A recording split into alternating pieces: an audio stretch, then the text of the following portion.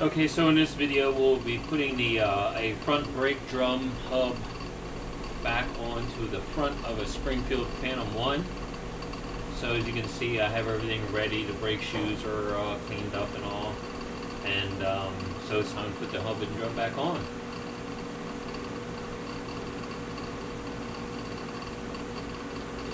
So we have new bearings inside of the hubs.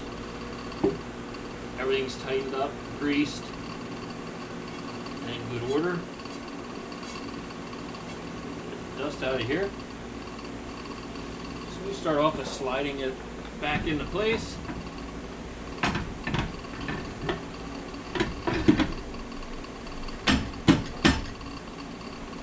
Alright, on it goes.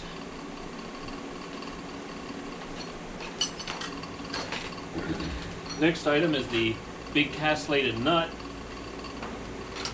after you put the flat washer back on.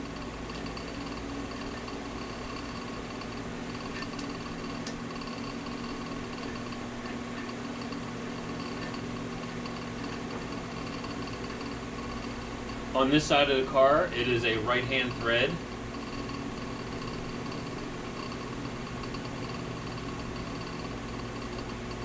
So we get this tightened down.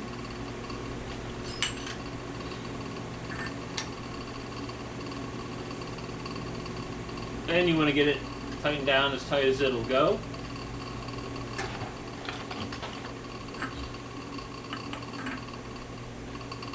And make sure you can line up the hole for the pin.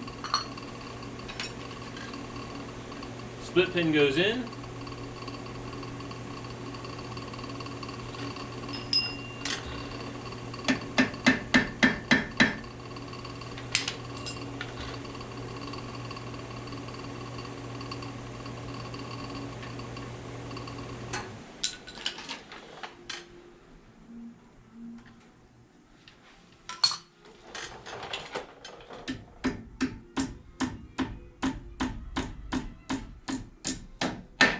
A rather large split pin.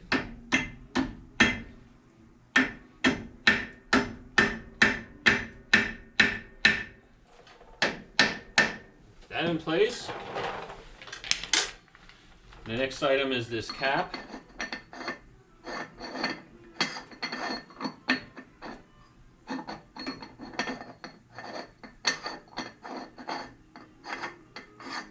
Want to make sure it's going to thread in okay. And what I like to do is to get some grease into there. Again, we want to use the same grease that we used before with the bearing packing, high temperature disc brake grease.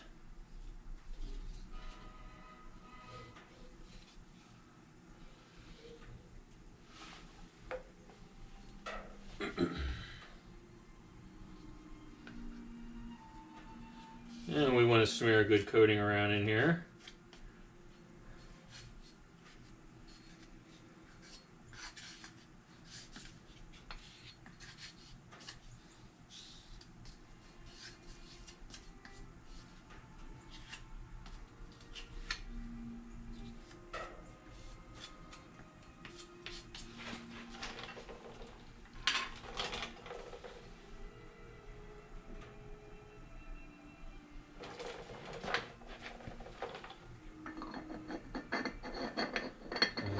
In again.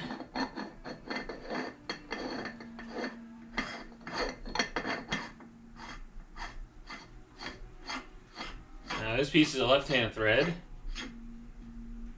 The other thing you'll notice that's different about it is that we have an octagon, and so you will need an octagon wrench that'll fit it.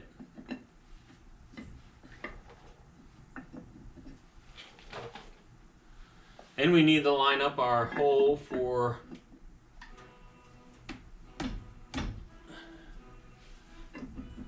securing the lock, which can be a little bit of a nuisance at times.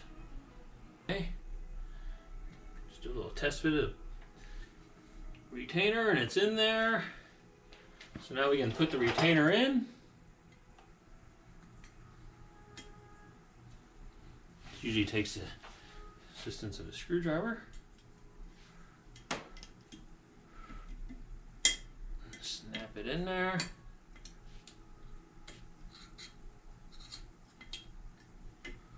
Make sure it goes into the recess nicely.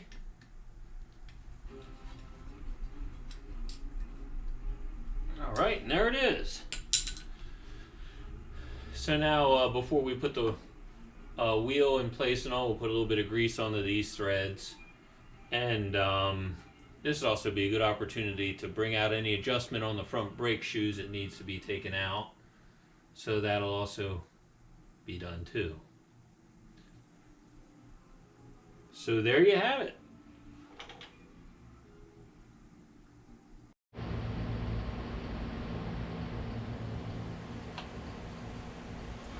So now we're putting on the rear drum of a Springfield Phantom 1, which, as you will see, is a little bit more involved than doing the front.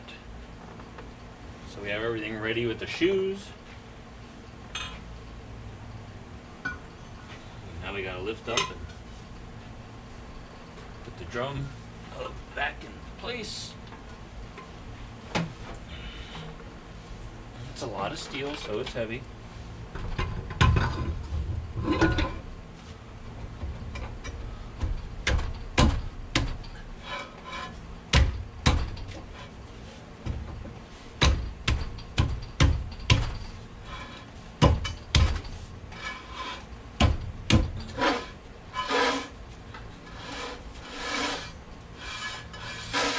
Okay. So you have that in place. The next item is the nut that actually holds it on, which is this. And you need a special pin spanner for that, which fits right in there.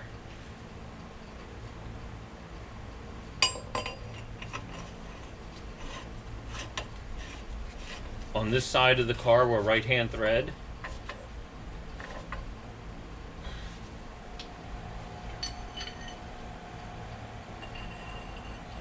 Get this pulled down into place.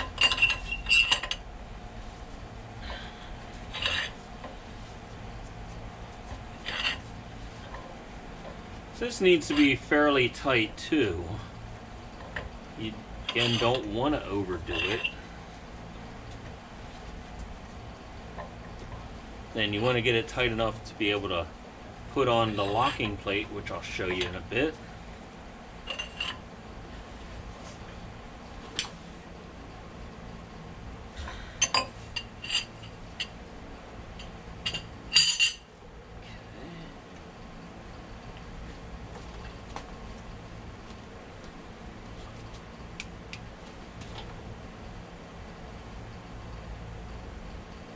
So if I go just a little bit tighter, I'll be able to line up that locking plate tab.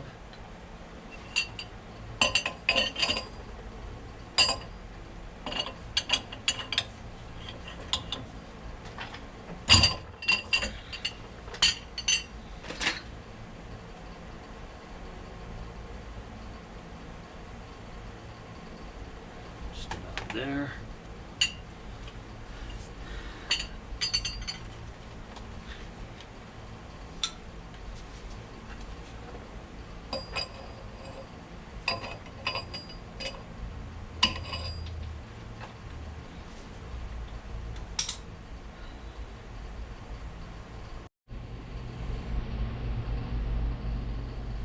Okay, so we have the locking plate that goes in next, part number G2749. So you gotta line up the tab with the opening that's on the axle tube.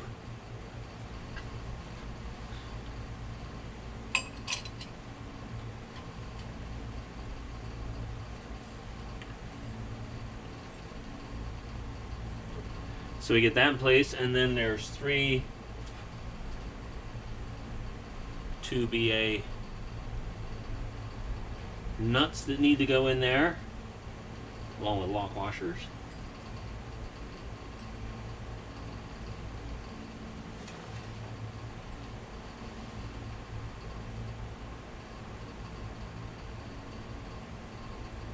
Not the funnest place to get into.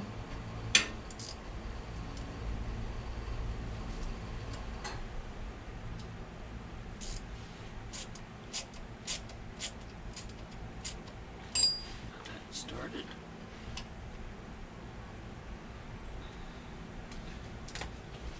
Other two in place.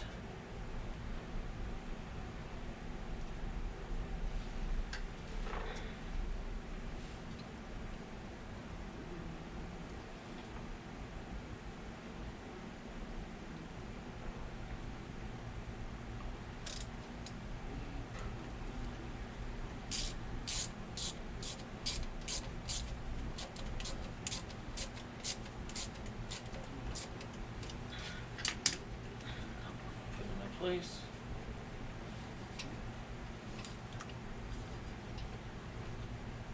Okay.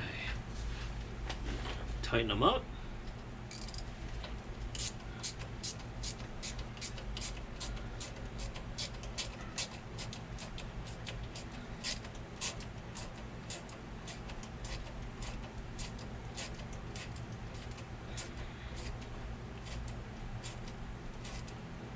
Don't have to be incredibly tight, but you want them snug.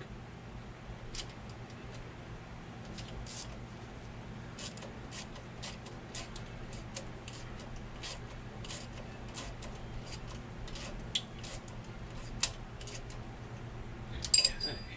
Make sure everything's good in place. It is. Looks good. Now we got to put the driving dog in. So as you can see, you have a set of external splines and some internal splines. So this is what transmits power through the axle shaft to the drum, to the hub. So, and I like to put a fair amount of lithium grease on this. Coat it up pretty good. That'll also help to seal any axle oil that is migrating out. Since there are no real seals in there per se.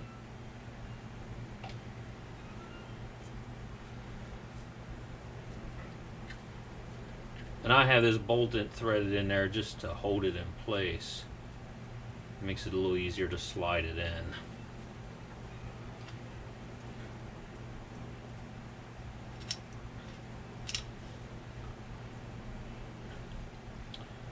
If you notice, you have driving dogs that clank as you disengage the clutch or engage the clutch, then that's because of wear in the driving dog splines, which is somewhat unusual for the larger horsepower cars.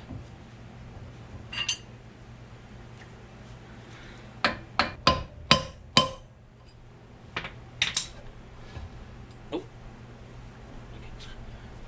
engage. There it goes.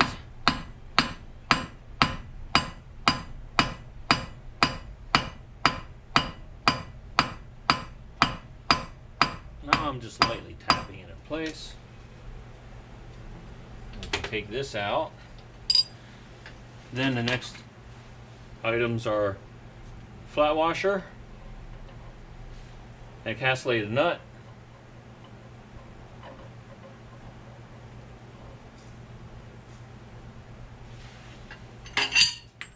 tighten these down.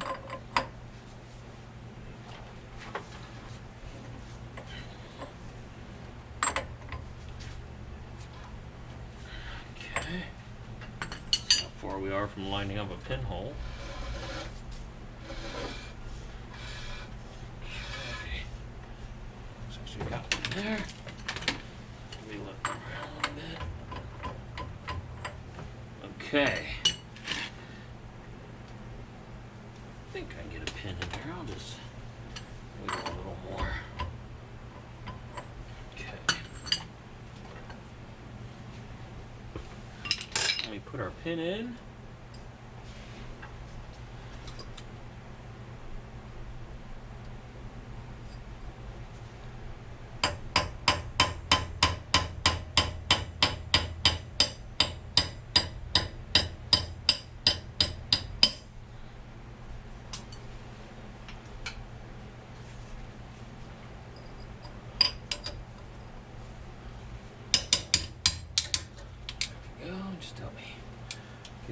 place. Right. Seat it in a little bit more. Right.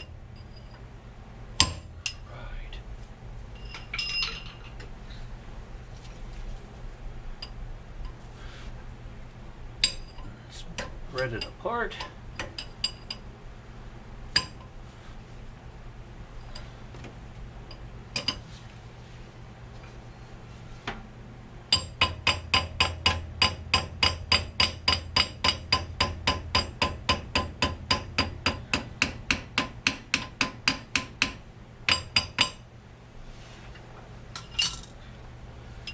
And we want to get them folded back up against the nut pretty tightly. Otherwise, they're going to foul onto the grease cap that goes in here.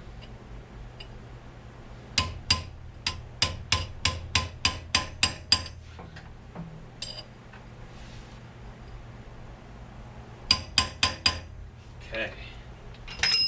And the grease cap I just mentioned. Make sure it threads in nicely, which it does. And we're going to coat this up with grease as we did with the fronts.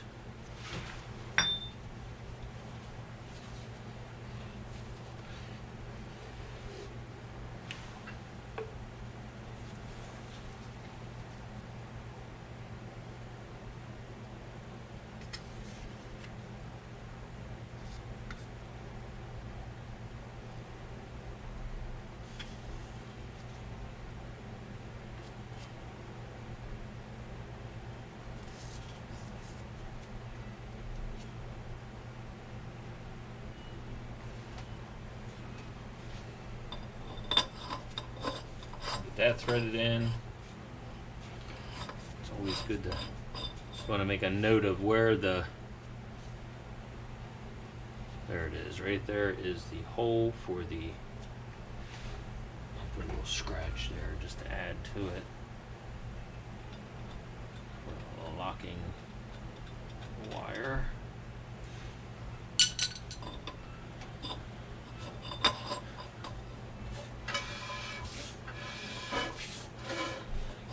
Up to there. Right.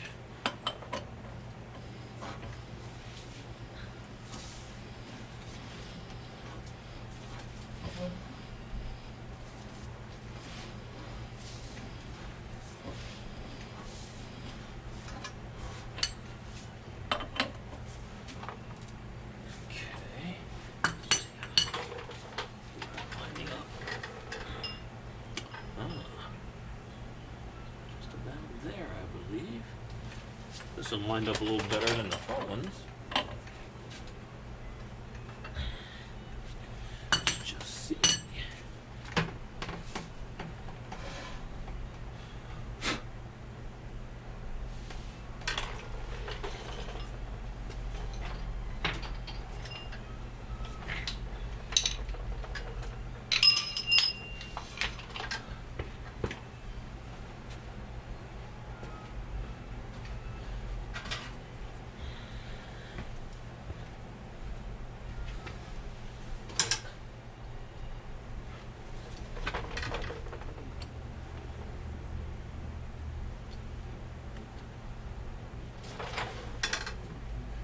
Just gotta go just a little bit more.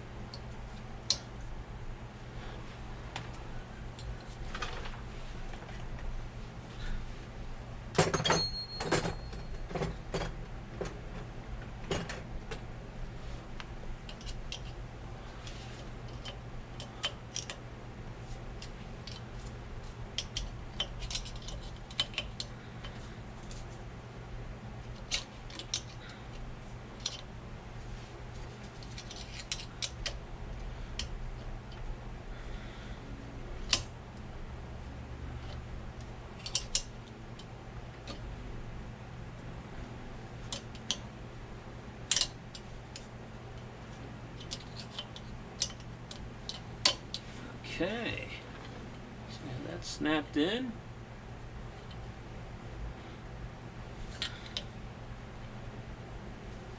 Just give it a little tap to make sure it's secured.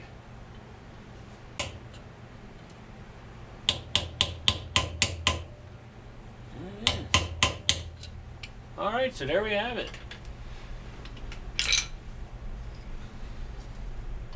Let's see something real quick.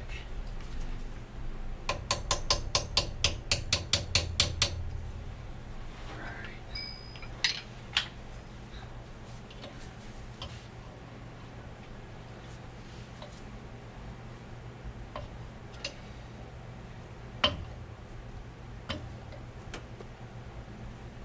All right, she is in. And one thing I didn't mention before is that this one's a hex, and you can get a regular US evens type socket on there, unlike the front ones, which are an octagon. Again, I don't know why they went to the trouble of doing that, but it's what they did. So there you go.